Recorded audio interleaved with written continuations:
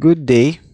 In this video, I will teach you how to put our position vector in our MATLAB, as well as how to combine our position vector and rotation matrix. So I will use our MATLAB program from rotation matrix, this KD-RM-1, sorry, KD_RM_1.m. Okay, that has the rotation matrix codes.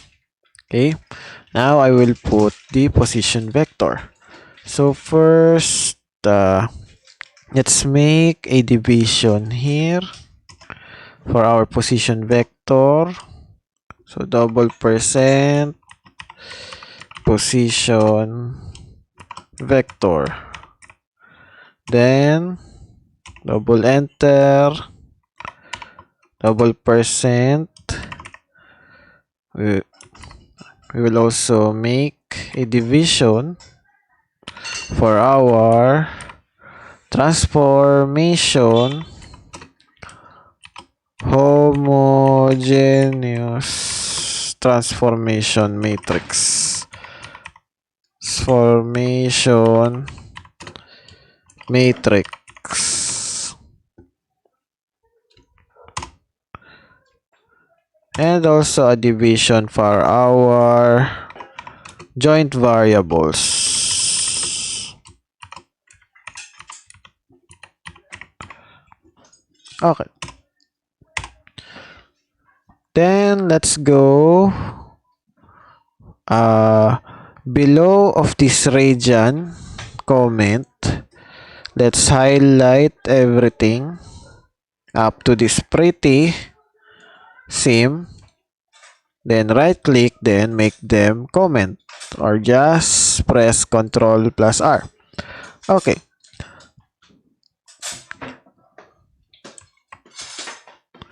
So everything now under that region comment is also becomes comments. Okay. So we make them comment. We made them comments so that we can test what will ever we encode under position vector and homogeneous transformation matrix. Okay. So under this position vector, we will create a variable P0_1 for our position vector 01 or P01. Okay. So it is equals to a vector. So to create a vector in MATLAB, use square parentheses just like for a matrix. Okay. Then I forgot. Let's go back to Sims at line 3. Okay. At Sims line 3, we will create independent variable a sub 2 and a sub 1, or a sub 1 and a sub 2. Okay. A sub 1 and a sub 2 are both constants. But because we don't have yet a linked length as a value for a sub 1 and a sub 2, we can make them an independent variable for our MATLAB codes. Okay, so we will type here this position vector P01. Okay, so first is A2 cosine theta 1. So A2 times cosine T1. Okay, T1 is our theta 1. So don't forget the multiplication symbol or multiplication operation if we are combining a constant and a trigonometric function. Okay, so A2 times cosine theta 1. So this is our first element. Then semicolon. Okay, this is already the first element of our position vector. Then for our second element, so A2 times cosine T1. Then semicolon. Okay. Next is A sub 1 for our last element. So this is already a position vector. If you want to check, just press F5. Okay. In our command window, okay, it will show the position vector P01. Okay. The P01. So this is our position vector. Okay, it's already in vector form.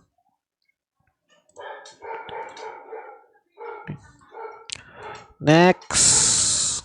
So we have now P01.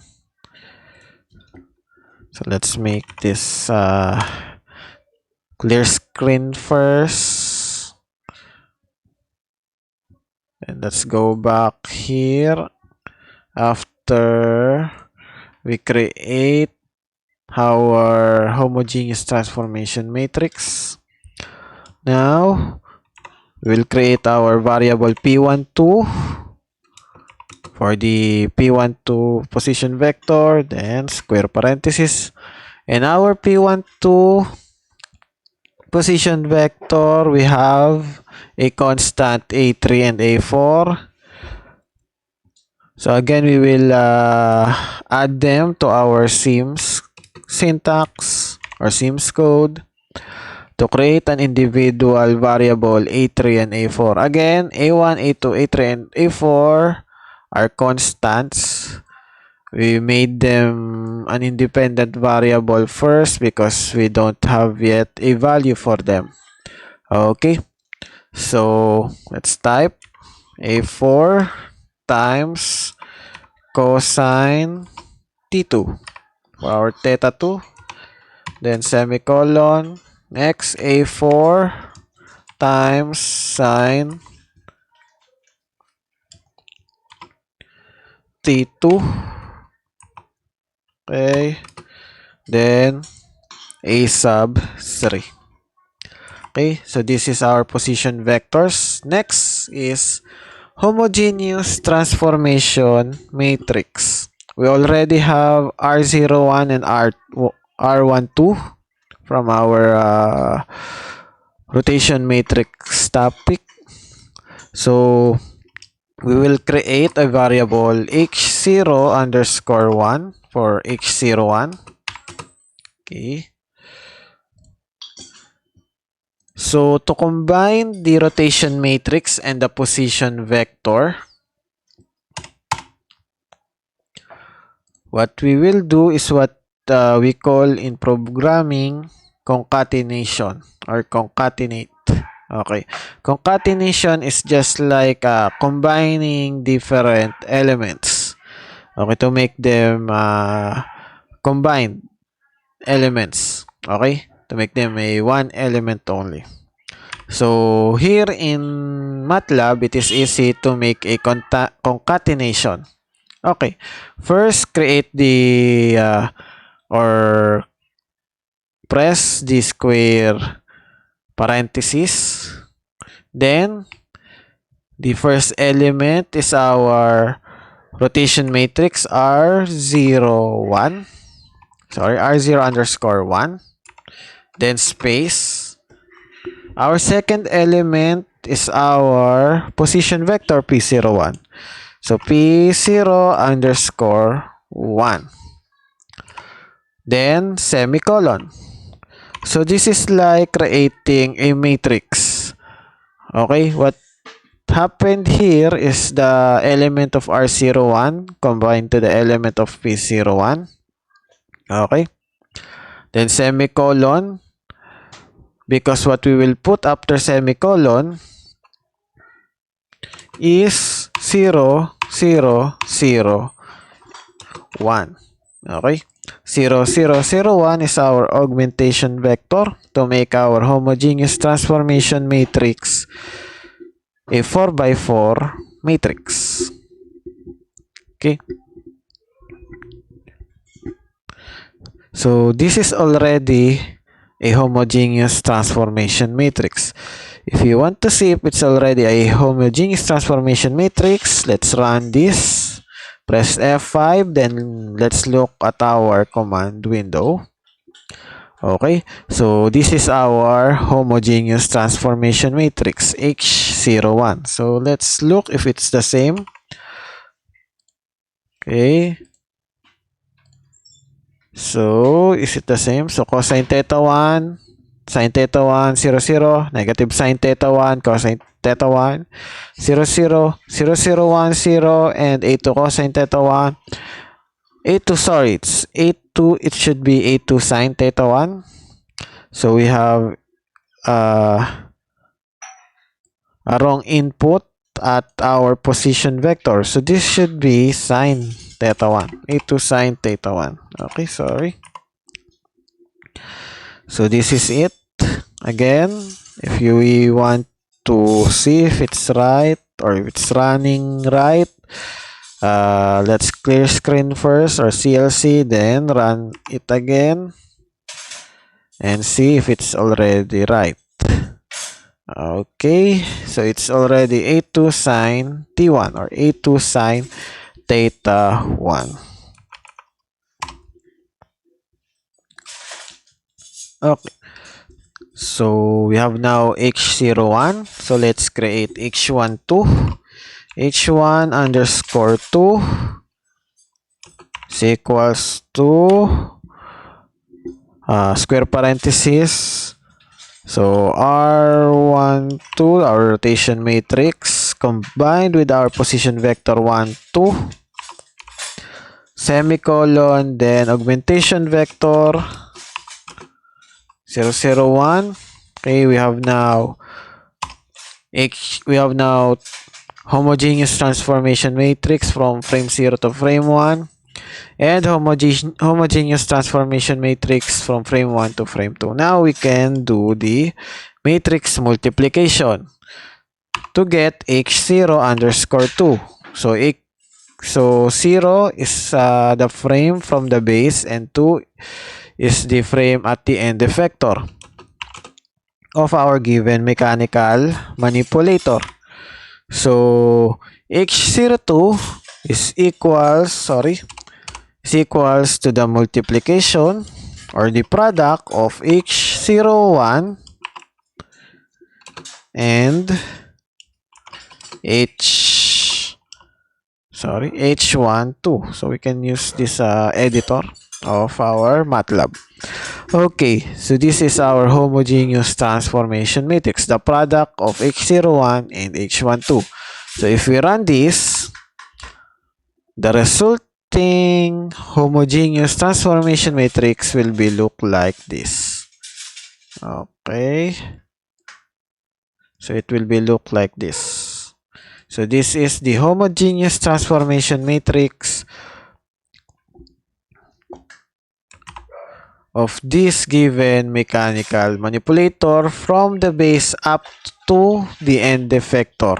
Okay, so this is a long or huge homogeneous transformation matrix. So this part, okay, this part is the position vector part. Okay, this is the position vector part. This part is the rotation matrix part. Okay, so if you see,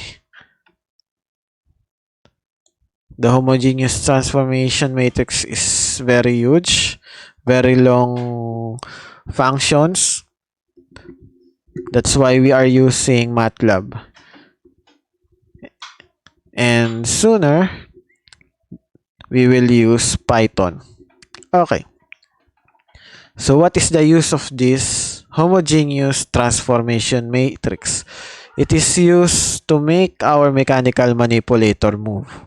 Okay? It is used it is the blueprint of our mechanical manipulator. Okay? If we change the variables at our homogeneous transformation matrix, our mechanical manipulator will move. We can also use the homogeneous transformation matrix as our basis of the design of our mechanical manipulator. Okay, so here in MATLAB, we can change the values of our joint variables theta 1 and theta 2, as well as give the values for our constants A1, A2, A3, and A4. So we will do that. So first, we will uncomment everything. We made comment.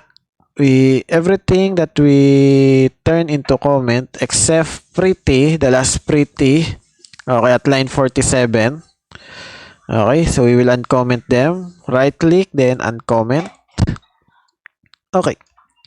So everyone is now uncomment except for those who are really a comment, and we did not uncomment pretty because we will not use this. Okay, the last pretty. So what we will do is to get the position vector here. Let's copy this position vector and put at the top of the degrees, or at the last part of our radian part. Okay, this is the position vector. Then let's also copy the homogeneous transformation matrix. Okay, so because this is programming, whatever comes first will execute first, and what comes next will execute next, and what at the last what is at the last part will execute last. Okay, so that's why we are copying again. We are copying and pasting the position vectors for each part of our joint variable substitutions. Okay, in this part of radian, we will add a sub 1 is equals to 3. Let's make a sub 1 is equals to 3. Let's put a semicolon. Then a sub 2 is equals to 3. Let's make them all 3. A sub 3 is equals to 3. A sub 4 is equals to 3. Okay. Then, after that, let's go to the degrees part.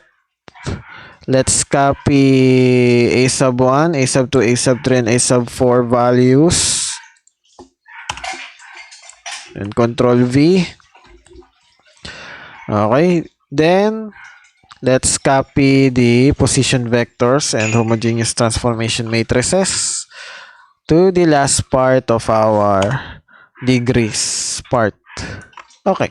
So, don't forget to put letter D at the trigo functions at our degrees part to convert our T1 values into degrees. Again, the default value is in radian in MATLAB, and almost in all programming languages it is in radian. So don't forget to convert it in degrees. Okay. So let's start first at T1 is equals to 0 and T2 is equals to 0. Okay. Let's also make that in our degrees. Then press F5. Okay. So our homogeneous transformation matrix, if our T1 and T2 is equals to 0, is this one, H02. Okay. So this means that the homogeneous transformation matrix of our mechanical manipulator while not moving is this. Okay? The position vector has the elements of 606, while the rotation matrix is an identity matrix. Okay? Next. Let's change the value of T1 and T2. So first for the radian, so pi over 2 and negative pi over 6. Okay. So for our degrees, so this is 90 degrees and this is negative 30 degrees. Okay. If we run this,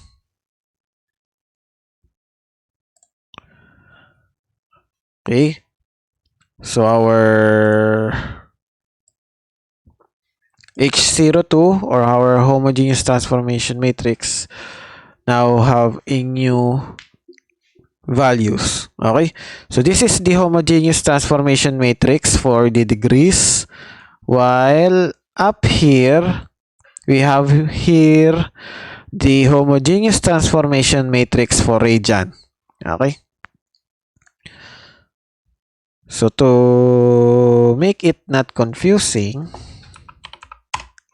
and I know you are already confused why there are radius and degrees. So let's let's make a display for our display.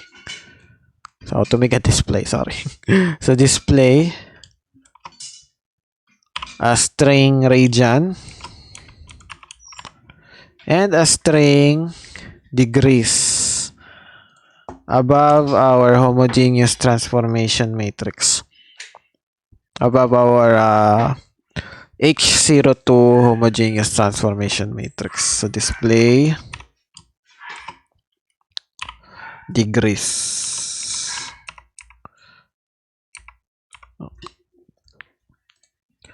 Then F5.